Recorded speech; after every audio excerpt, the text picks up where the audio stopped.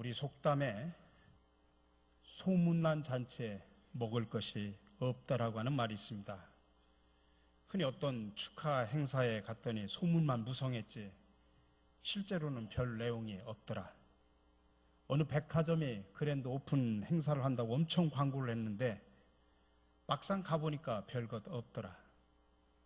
어떤 식당이 그야말로 맛있다고 소문났는데 막상 가보니까 먹을 게 없더라고 하는 그런 이야기죠. 근데 여러분, 교회도 마찬가지입니다. 무슨 부흥회다 행사다 엄청나게 광고를 하는데 막상 가보니까 실망이었다라고 말하는 사람들도 있습니다. 이처럼 소문난 잔치에 먹을 것이 없는 경우를 우리는 종종 경험하면서 살아갑니다. 오늘 우리 이 아침에 읽은 이 히브리서 저자 역시 소문난 잔치에 먹을 것이 없다라고 하는 이야기를 지금 우리에게 하고 있는 것입니다. 오늘 히브리서 13장은 1절부터 마지막 전체를 다 읽어야 이해가 되는데 오늘 짤막하게 중간만 끊어서 읽었습니다.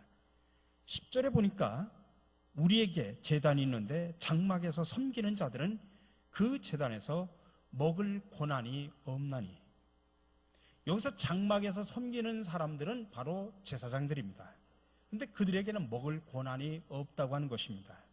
그래서 13절에서 이렇게 말합니다. 그런즉 우리도 그의 치욕을 짊어지고 영문 밖으로 그에게 나아가자. 여기서 말하는 영문이라고 하는 게 어떤 문일까? 바로 앞에 12절에 보니까 성문이라고 하는 말이 나오는데 바로 그 영문은 성문, 예루살렘 성문을 말합니다. 그러니까 영문 밖으로 나가자라고 하는 말은 예루살렘 성문 밖으로 나가자라고 하는 그런 의미입니다. 그렇다면 왜 예루살렘 성문 밖으로 우리가 나가야 하는가?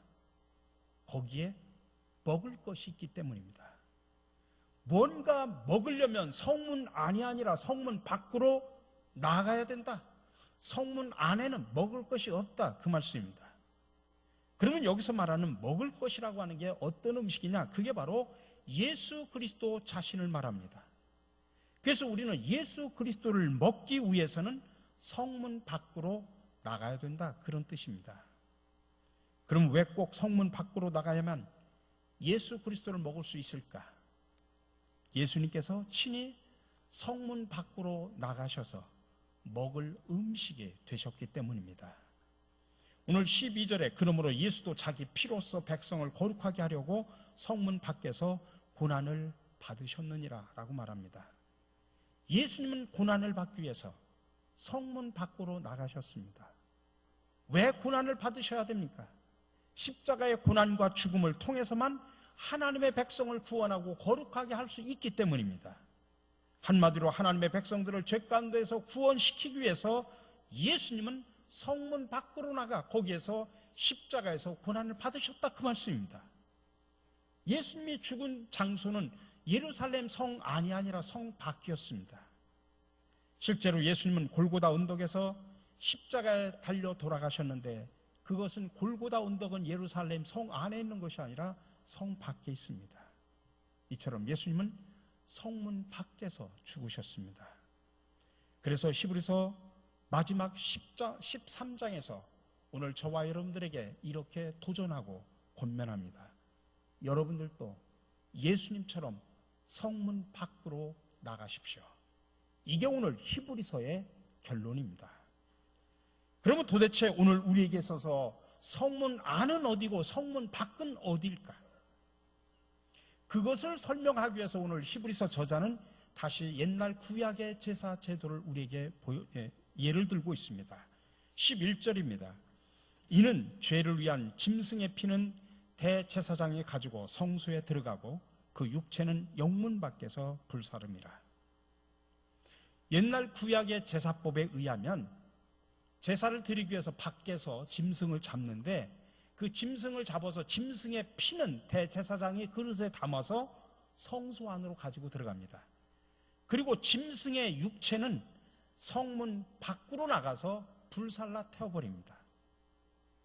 근데 보통 매주 제사를 드렸기 때문에 제사를 드릴 때 그 고기는, 죽은 고기는 제사장이 양식으로 먹을 수가 있었습니다. 근데 제사장이 먹어서는 안 되는 제물이 있었는데, 그건 뭐냐면 대속죄일에 드려지는 제물입니다. 대속죄일은 뭐냐면 1년에 딱 한 차례 대제사장이 지성소에서 들어가서 제사를 지내는 날인데, 이날에 드려진 짐승의 고기는 제사장이 먹을 수가 없었습니다.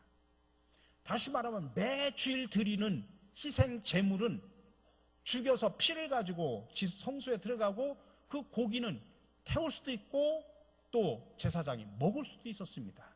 그러나 1년에 한 번 드리는 대속죄일에 드리는 그 짐승은 대제사장이 먹을 수가 없었다는 이야기입니다. 왜 그럴까? 바로 구약은 신약의 예표입니다. 신약의 그림자입니다. 마찬가지로 바로 장차 예수 그리스도께서 예루살렘 성문 밖, 다시 말하면 골고다 언덕에서 십자가에서 달려 죽으실 것을 보여주는 예표가 대속죄일에 드려지는 제물이라 이 말씀입니다. 그거를 보여주는 예표고 그림자였기 때문입니다. 그러니 이것은 아주 대단한 역설입니다. 여러분, 히브리서를 읽다 보면 히브리서는 구약의 이야기를 끄집어다가 신약의 이야기하고 연결시킵니다. 그러면서 동시에 구약과 신약을 비교하면서 신약에 나타난 예수님에 대해서 강조를 합니다. 그래서 신약에서, 히브리서에서는 예수 그리스도의 우월성을 강조합니다. 예수님은 구약의 대제사장보다도 더 우월하신 제사장이라고 말합니다.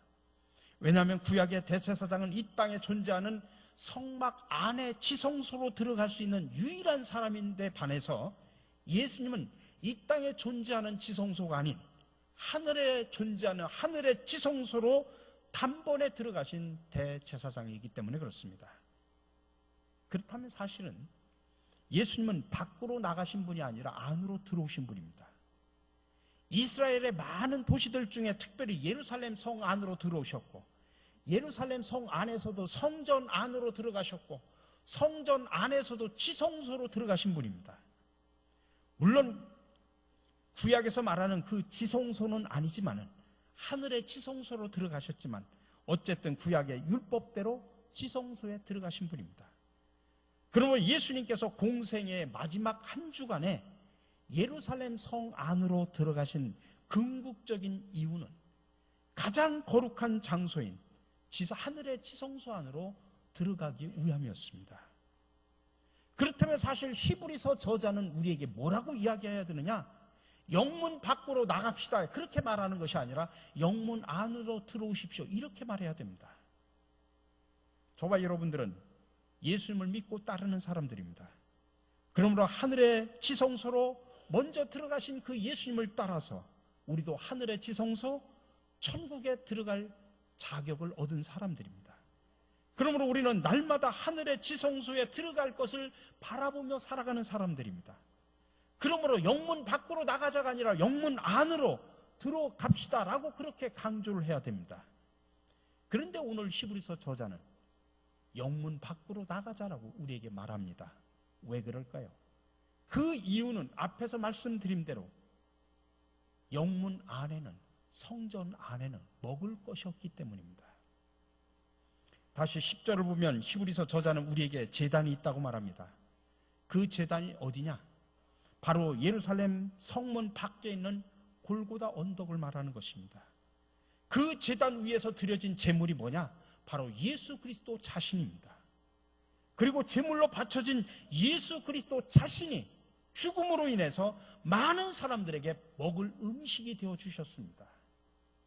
이처럼 예수님은 대제사장들과 제사장들에 의해서 영문 밖으로 내다 버려진 못 먹는 음식이 되어버렸습니다.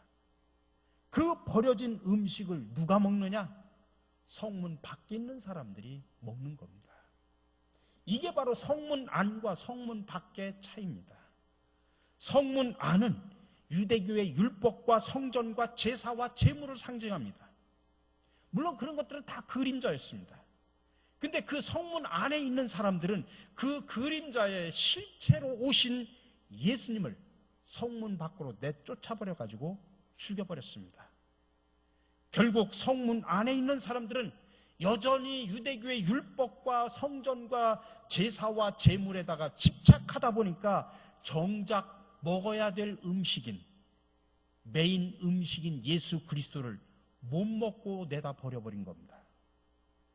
그러나 성문 밖에 있는 사람들은 바로 그 골고다의 제단 위에 드려진 음식, 그 버려진 음식인 예수 그리스도를 먹고 구원을 받게 되었다는 이야기입니다.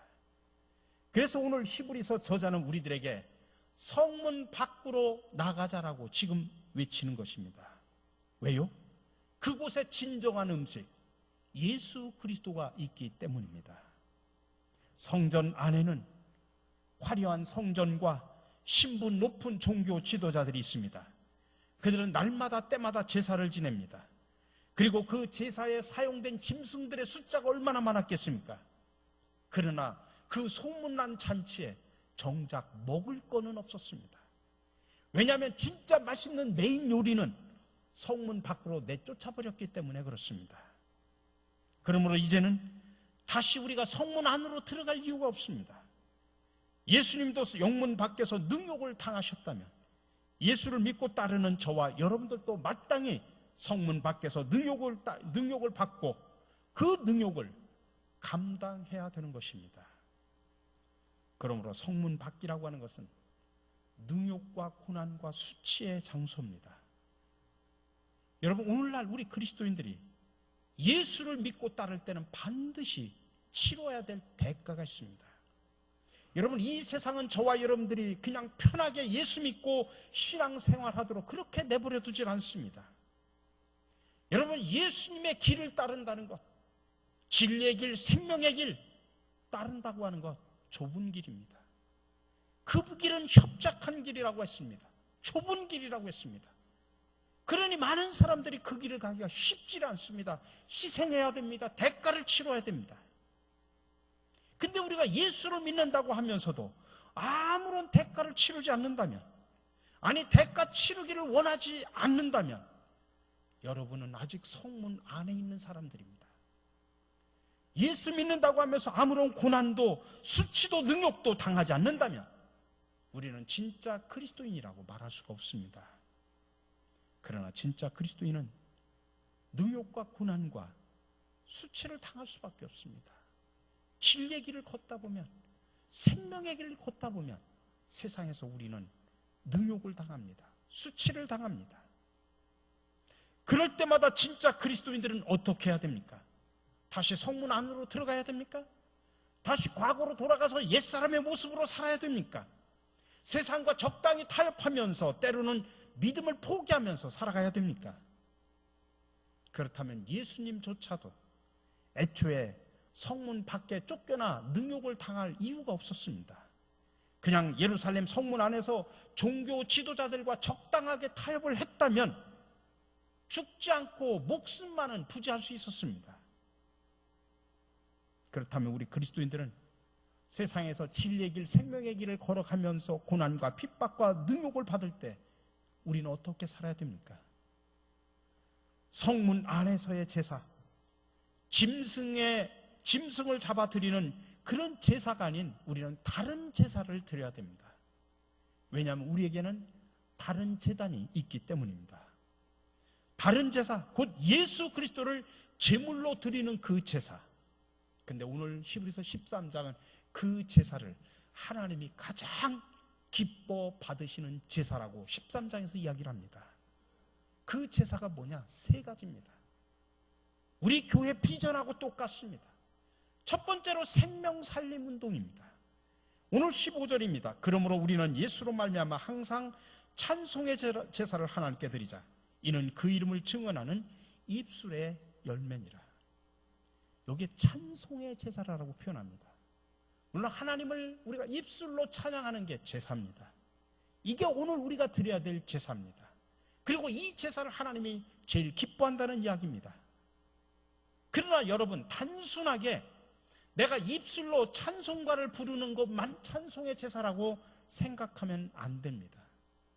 여러분들의 각자의 삶의 자리 속에서 하나님이 기뻐하고 하나님이 즐거워하는 찬송의 제사를 드려야 된다 이 말씀입니다. 지금 한국 교회는, 모이는 교회는 많이 강조합니다. 여러분 모이십시오, 예배드리십시오, 기도하십시오 하면서 교회 안으로 모여라 하면서 교회 안으로 모이는 건 강조하는데, 세상으로 흩어져 여러분들의 가정에서, 여러분들의 일터에서, 여러분들의 직장 생활 속에서, 여러분들의 사업장 속에서 예수 그리스도의 길을 걸어가는 진정한 찬송의 삶을 사십시오라고 하는 걸 강조하지 않습니다. 그러다 보니까 교회 안에서는 나름대로 경건한 척하는데, 세상에 흩어져서는 불신자와 전혀 다를 바 없는 생각과 입술과 행동을 하면서 살아가고 있다는 이야기입니다. 오늘 한국 교회가, 우리 그리스도인들이 세상 사람들로부터 손가락질을 받는 이유가 바로 이 때문입니다. 우리가 교회에서는 찬송의 제사를 잘 드리는데 세상에 흩어져서는 찬송의 제사를 못 드리기 때문에 그렇습니다. 근데 오늘 주님은 교회 안에서의 찬송의 제사뿐만 아니라 성전 밖으로 나가서 그 속에서 여러분들의 각자의 삶의 자리 속에서 하나님이 기뻐 받으시는 찬송의 제사를 드릴 때, 다시 말하면 삶으로 드리는 예배를 드릴 때, 삶이 예배가 되게 할 때 하나님은 그 예배를, 그 삶을 가장 기뻐 받으신다 이 말씀입니다. 특별히 우리 교회는 생명살림운동을 합니다. 물론 영혼을 구원하는 것, 그것뿐만 아니라 세상에 죽음의 문화가 판을 칩니다. 정치, 경제, 사회, 문화, 교육 할 것 없이 사회 곳곳이 다 죽음의 문화가 판을 칩니다. 그 속에서 생명의 문화를 만들어가는 것, 이게 바로 그리스도인의 사명입니다. 우리 교회가 생명살림운동 하자는 이야기는 첫 번째로는 죽어가는 영혼을 살리자고 하는, 그래서 우리가 태신자를 보고 우리가 초청잔치도 하지 않습니까? 영혼을 구원하는 일이 첫 번째고, 두 번째로는 우리가 죽음의 문화, 여러분 주변에 얼마나 죽음의 문화가 판을 치고 있습니까? 그거를 생명의 문화로 바꾸는 것, 그럴 때 하나님이 그 모습을 가장 기뻐 받으시는 예배로 삼으신다 이 말씀입니다. 우리는 예배하면 오늘 이 자리에서 드리는 예배만 예배라고 생각하는데 아닙니다. 여러분들이 이제 흩어져서 6일 동안 세상에서 생명의 문화를 만들어가는 그 삶을 살 때 그것이 진정한 예배고, 그것이 하나님이 기뻐 받으시는 예배라 이 말씀입니다. 오늘 저와 여러분들이 이제는 성문 안이 아니라 성문 밖에 나가 여러분 삶으로 예배를 드리고 삶으로 예수 그리스도를 증거하는 찬송의 제사를 드리는 저와 여러분들이 되시기를 주님의 이름으로 간절히 축원합니다. 두 번째로는 우리 교회가 하는 사랑 나눔 운동입니다. 오늘 16절을 보십시오. 오직 선을 행함과 서로 나눠주기를 잊지 마라. 하나님은 이 같은 제사를 기뻐하시느니라. 선을 행하는 것, 나눠주는 것, 그리스도의 사랑을 나눠주는 것, 이게 바로 예배라는 이야기입니다. 우리는 여기서 드리는 예배만 예배라고 생각했는데, 하나님은 우리 교회처럼 저런 복지센터를 통하여 많은 사람들에게 그리스도의 사랑을 나누는 것을 예배라고 말하고 계시고, 그 예배를 가장 기뻐 받으신다라고 이야기합니다. 가끔 어느 교인분들이 저한테 그런 말을 합니다. 목사님, 우리 교회도 어려운데 왜 복지센터를 통해서 우리가 이런 일을 해야 됩니까? 왜요? 하나님이 기뻐 받으시는 예배이기 때문에 그렇습니다. 여러분, 우리는 그냥 프로그램으로 생명살림운동하고 그냥 교회 프로그램으로, 교회 부흥 성장을 위한 도구로 이런 일들을 하는 게 아닙니다. 하나님이 가장 기뻐 받으시는 예배가 바로 이것이기 때문에 그렇습니다. 그래서 오늘 히브리서 13장은 1절에서 3절까지 뭐라고 이야기하냐면, 형제 사랑하기를 계속하고 손님 대접하기를 잊지 말라. 이로써 부지 중에 천사들을 대접한 이들이 있었느니라. 너희도 함께 갇힌 것 같이 갇힌 자를 생각하고, 너희도 몸을 가졌은즉 학대받는 자를 생각하라. 다시 말하면 우리가 하는 사랑 나눔 운동이 오늘 하나님의 가장 기뻐 받으시는 예배임을 믿고 이 사역에 최선을 다하는 저와 여러분들이 되시기를 간절히 축원합니다. 마지막으로 행복한 사역입니다. 오늘 17절에서 말하고 있습니다. 너희를 인도하는 자들에게 순종하고 복종하라. 그들은 너희 영혼을 위하여 경성하기를 자신들이 청산할 자인 것 같이 하느니라. 그들로 하여금 즐거움으로 이것을 하게 하고 근심으로 하게 하지 말라. 그렇지 않으면 너희에게 유익이 없느니라. 물론 교회 안에는 영적인 질서가 있어야 되고 이 영적인 질서에 순종하는 것 자체가 하나님이 기뻐 받으시는 예배라고 말하고 있습니다. 또 교회 안에는 다양한 제도와 조직, 직분 같은 것이 있습니다. 근데 그것을 통해서 하나님을 기쁘시게 하는 그런 행복한 사역을 할 때 하나님이 그 사역을 기뻐 받으신다 이 말씀입니다. 그렇다면 우리는 과연 영적 지도자들에게 순종하는 제사를 드리는 교회입니까? 또 교회 모든 사역들을 통해 하나님을 기쁘게 해드리는 그런 제사를 드리고 있습니까? 그리고 모든 사역자들이 즐거움으로 행복한 사역을 하고 있는지요? 만약 그렇지 않다면 우리 교회는 여전히 성문 안에 머물고 있는 교회일 뿐입니다. 이처럼 개인의 일, 가정의 일, 교회의 일, 직장의 일 모두가 다 하나님께 드릴 제사입니다. 정말 영문 밖에서 고난당하시고 죽으신 그 예수를 믿는 사람이라고 한다면 나의 삶의 모든 영역에서 우리의 일거수일투족 모두가 다 하나님께 드리는 제사가 되어야 합니다. 그렇다면 우리에게 성문 밖은 어디입니까? 그것은 공간적으로 안과 밖이 이야기가 아닙니다. 그게 교회 밖일 수도 있고 아닐 수도 있습니다. 집 밖일 수도 있고 집 아닐 수도 있습니다. 회사 밖일 수도 있고 회사 아닐 수도 있습니다. 오늘 13절을 보십시오. 그런즉 우리도 그의 치욕을 짊어지고 영문 밖으로 그에게 나아가자. 무조건 영문 밖으로 나가라는 이야기가 아닙니다. 어디로 나가랍니까? 그에게, 예수 그리스도께 나아가라 말씀입니다. 다시 말하면 예수 그리스도의 십자가가 있는 곳이라면, 예수 그리스도의 생명과 예수 그리스도의 진리가 펼쳐지는 곳이라면 그곳이 어디나 다 영문 밖이라 이 말씀입니다. 설령 우리가 이 교회 건물 안에서 예배를 드리고 봉사를 한다고 할지라도 이 안에 예수님이 계시지 않는다면 우리 교회는 바로 영문 밖이 아니라 온갖 대제사장들과 서기관들의 탐욕과 시기와 질투와 살인이 난무하는 그냥 영문 안일 뿐이라는 이야기입니다. 사랑하는 성도 여러분, 이 시간 나의 삶, 또 우리 교회는 과연 영문 안에 있는지 영문 밖에 있는지 다시 한번 점검을 해보시기 바랍니다. 과연 우리 교회는 소문만 무성했지 정작 먹을 것이 없는 영문 안의 교회는 아닌지, 그래서 예수님은 온데간데없고 온갖 더러운 음식 쓰레기 냄새만 풍기는 먹을 것이 없는 교회는 아닌지, 아니면 정말로 예수 그리스도의 십자가의 복음으로 만들어진 맛있는 말씀과 찬양, 기도와 사랑이라는 그 음식이 풍성한, 그야말로 먹을 것이 풍성한 영문 밖의 교회입니까? 부디 바라기는 우리 모두 여전히 영문 밖에 있는 예수님께로 나아가는 그런 멋있는 성도들, 또 행복한 사역자들, 건강한 교회가 되기를 주님의 이름으로 간절히 축원합니다. 사랑의 주님, 오늘 또 주님 앞에 나온 우리들에게 말씀을 통해 주님의 뜻을 헤아릴 수 있는 지혜를 주시니 감사를 드립니다.